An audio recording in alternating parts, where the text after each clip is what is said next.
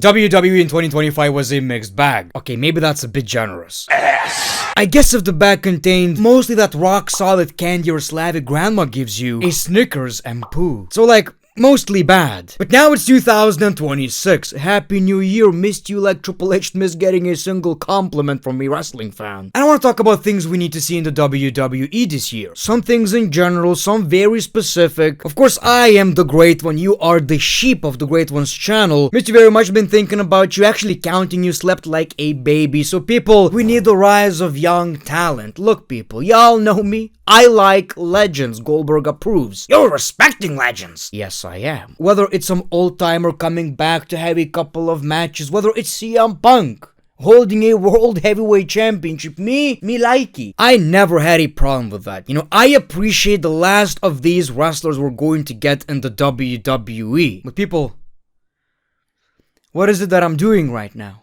What is it that ya boy is doing right here? It's balance. We're talking balance, sure, it's great to watch guys like CM Punk, Randy Orton, Cody, all of these main eventers, but at the same time, you need to think about the future. Obafemi, Braun Breaker, start building Carmelo, Theory. You need to actually start building these guys, and I'm not saying they all need to be world champions this year, but even though you still have Roman Reigns, you still have Cody Rhodes, you need to think about building your next phase of the company before it's too late. Don't get too comfortable. As a matter of fact, 2026 is the year we should be building Braun Breaker. This should be this man's year. Is it going to happen literally next week? I don't know. I don't think so, but it's a big possibility. It doesn't need to happen right now yet. I want to see CM Punk as a world champion for a little bit longer. I need that, people. I need that. I'm sorry. But that should definitely be the goal. Even building guys like Grayson Waller, who is kind of a modern Miz in my opinion, I want different presentation. So with my limited English, I'm not gonna try to explain. I'm gonna show you an example of what I mean. Right now. Oh, they're arriving to the arena. It's like the NBA. Yeah, I recognize these talent. Cool. It's boring. Stop doing that. Then, now get the guns, beer, spit, vomit. It's time for some gritty action. It's time to fight. I never said it's a good example, but it's an example nonetheless. You get what I mean, right? Get rid of these clips of wrestlers arriving. It was cool for a couple of times. When we got it, I was like, okay, that's pretty cool. You know, we never got to see these wrestlers actually arriving to the arena in their regular, attires. But then they start doing that every single week for what? 2 years now? Yeah, it ain't cool anymore. Bring back intros plus new music. Okay, so WWE is using hip-hop right now, which, fine, whatever. I guess the biggest problem is that the music they chose kinda wanna makes you relax and not vomit and fight, puke. It doesn't make me wanna do that. It should. A cool intro, some pyro. It used to get us going, excited for the show. And people, I want some uncertainty. I don't like the fact that every single Raw, every single SmackDown starts the same way. Mix it up. Start a show with an entrance. Start a show with some pyro. Start a show with a promo. It doesn't matter. Start a show with a backstage brawl. Just mix it up sometimes. Give these shows some chaos. It's way too formulaic at this point. Also, this is a bit of a hot take. My opinion matters. I'm a wrestling fan. I don't like the sports feel. I don't know what it is about it. I felt like we're wrestling fans because we're a bit different, right? I don't feel like it's the sports element that actually makes us like wrestling. It's the storytelling. All the fantasy booking bullshit. So when I see stuff like this, it just kind of pisses me off. But if anything, with ESPN, the sports vibe is just gonna increase. Don't F up AJ's retirement. We're getting specific now. So people, WWE should probably learn from their mistake. John Cena's retirement tour definitely had some cool moments. I think people are being a bit too harsh on it, but I also don't blame them. In a way. Like, the booking seemed easy. It should have been the main focus in WWE's mind, yet they somehow ruined it, so it's really hard to give this booking any excuses. You fucked it up. Let's be honest, you fucked it up for the most part. I guess what WWE should learn from this booking is that, obviously I have some hot takes, but the majority of people didn't like most of John Cena's retirement tour, so try to keep it as basic as possible. The retirement tour is all about nostalgia, is all about cool wrestling, so keep it as simple as possible. Okay, AJ Styles, what kind of match I would like to see from AJ Styles? AJ Styles versus AJ Lee, book it. That's all you need to do. winner keeps the name. You know what I mean? AJ Styles had a great match with a certain superstar back in the day. Book this match. That's all you really need to do. Drew McIntyre wins the WWE title. Long overdue. We've been praying, we've been waiting. I'm a patient man. Actually not at all. Let's pretend I'm a patient man. But I've been waiting since WrestleMania 40. We keep getting Drew McIntyre versus Cody Rhodes and Drew never wins the championship. It's not like even Drew McIntyre is getting screwed at this point. We are getting screwed at this point. Cody needs to lose the WWE championship. Here's the thing, and hopefully if Cody stays the champion or loses the champion, it doesn't matter. I feel like Cody's championship title reign is way too safe. Way too safe. Look, I like Cody. I hate this idea of let's build someone up only to, wait for their downfall or some shit. I hate that idea. But let's be real, the championship title reign just fucking sucks. It really does. Let's be honest. The championship title reign is really fucking boring. I'm sorry. I like Cody, I really do. It's so boring. I need something new. So I'm just saying it's time for Drew McIntyre to take that championship. Look, people, it's still kind of crazy that Drew McIntyre right now is doing the best work of his career. And the last time he had a lengthy WWE championship title reign was like 2020? Am I crazy? Or am I correct? I think I'm just spitting facts. LA Knight push. I made around 67. Oh my, no. Did I just make a 6'7" reference? 6'7". Oh. I made a lot of videos about LA Knight being buried. How he needs to get a push. I'm the bold fraud. So here's the thing. Money in the Bank. That's it. That's my entire point. LA Knight plus Money in the Bank. I guess you can kind of figure out what I mean by that. Now we heard rumors about LA Knight getting a push. How WWE's higher-ups, the geeks in creative, are really high on LA Knight. They like him. They appreciate the support he's getting from fans. So why don't you show us that? You can show us that actually pretty easily. Make him win something. Traditional Survivor Series matches return. Okay, so War Games is a cool concept. One of the best, match concepts we ever saw in professional wrestling. It's cool. I'm glad it's back. Actually, it was never a part of the WWE. It was a WCW thing, so I'm happy it exists. We got some cool moments. We got some cool matches. But, it kinda got stale in a way since now it's like a gimmick PLE. Doesn't it feel a bit stale? Like the match we got this year, it was pretty good. I enjoyed the match. Technically, maybe it was the best one. When it comes to my personal taste, I feel like it was my least favorite.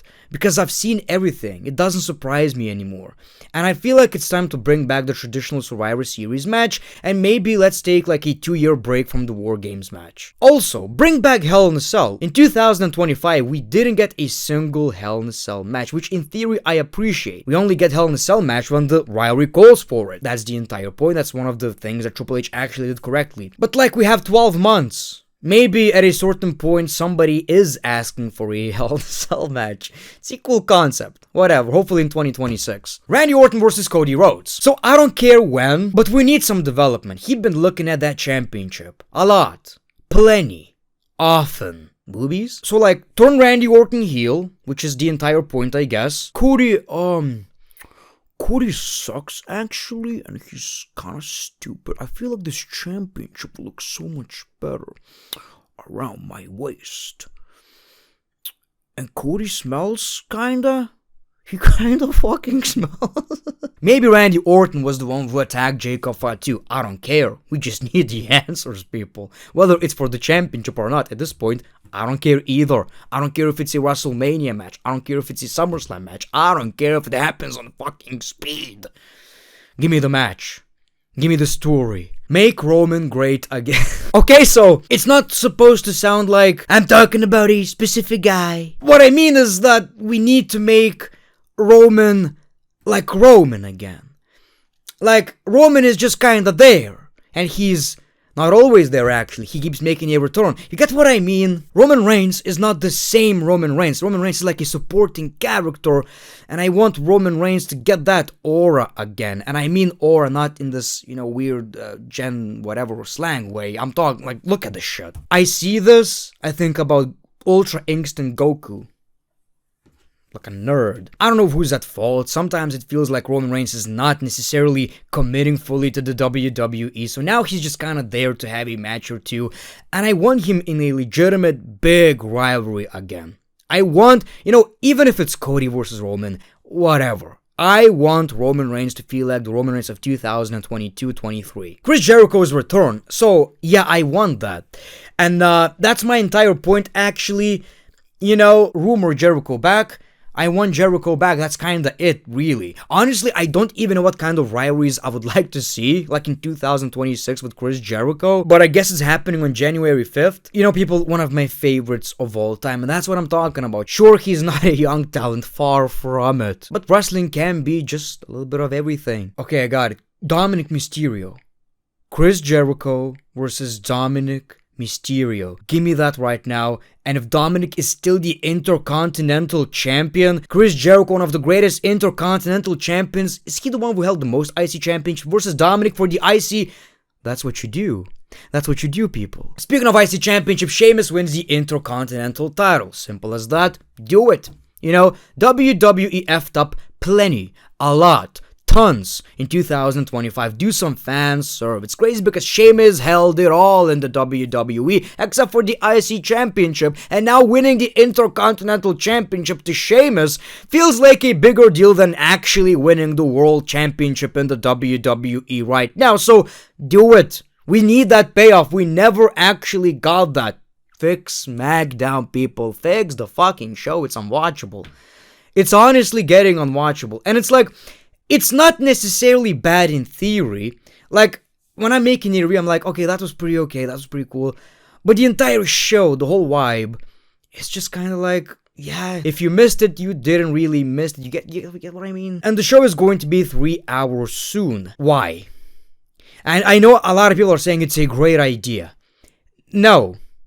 It's not a good idea, because if a 2-hour show is not good, a 3-hour show is gonna be even worse. That's how it kinda works, and not the other way around. Magically, they're not gonna give you a better show when it's longer. But this needs a separate video. The draft. People, it's time to shake things up.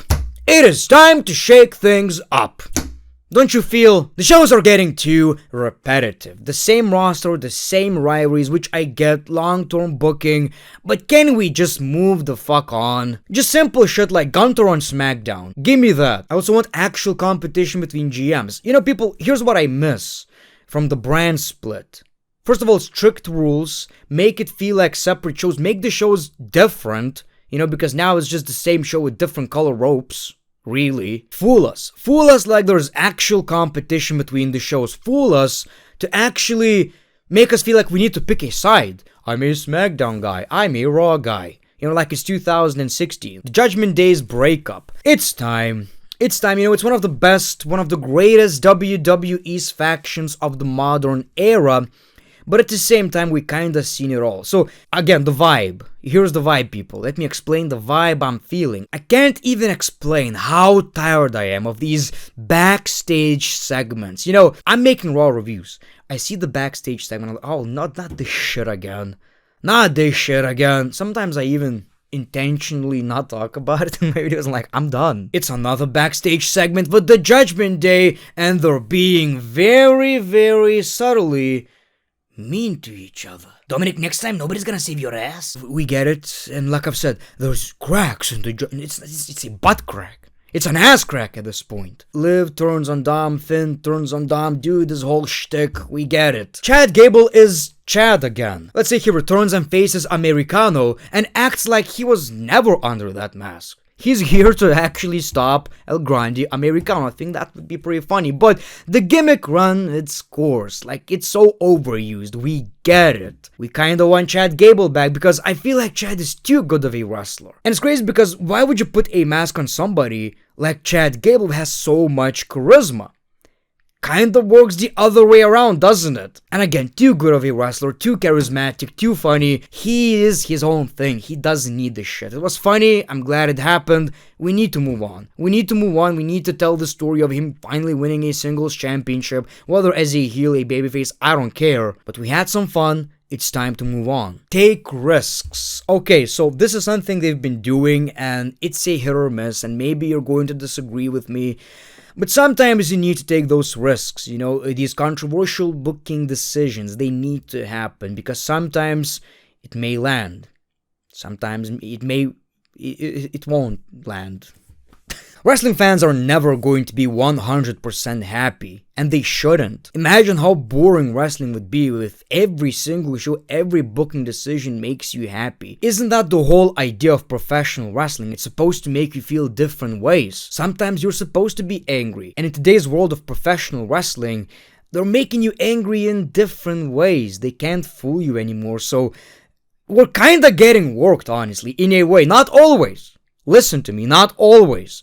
Sometimes the bad needs to happen so we can appreciate the good. If I could quickly sum up the rules of this theory, I guess we need to see the bad, and it can get real ugly. You know, people may threaten to stop watching wrestling, as long as it's going to transition into something really, really good down the line. You need to play with people's feelings. That's how the best stories in wrestling are being told. So when people overreact, it kinda pisses me off. Sometimes I'm guilty of that too. Plenty. But I believe that's kinda the entire point. I thought about it and I'm like, the best wrestling stories are literally WWE shitting on fans for like months until we get the ultimate payoff. So I guess the point I'm trying to make is take risks, even if sometimes it's not for the better. I've written some feud/matches I would like to see in 2026. Roman Reigns versus Braun Breaker, an absolute dream match.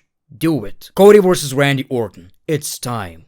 It is time, whether it's for the championship or not, I don't care, do this already. Braun Breaker versus Brock Lesnar. Another dream match with obviously Braun Breaker winning. I mean, who doesn't want to see that? Gunther versus Brock Lesnar. This could actually end up being Brock Lesnar's final match in the WWE, and I wouldn't necessarily complain. Stephanie Vaquer versus Rhea Ripley. Possibly the most interesting match in the women's division right now. An absolute dream match. CM Punk versus Cody Rhodes. That could be a very interesting story. Maybe somebody's turning heel, most likely CM Punk.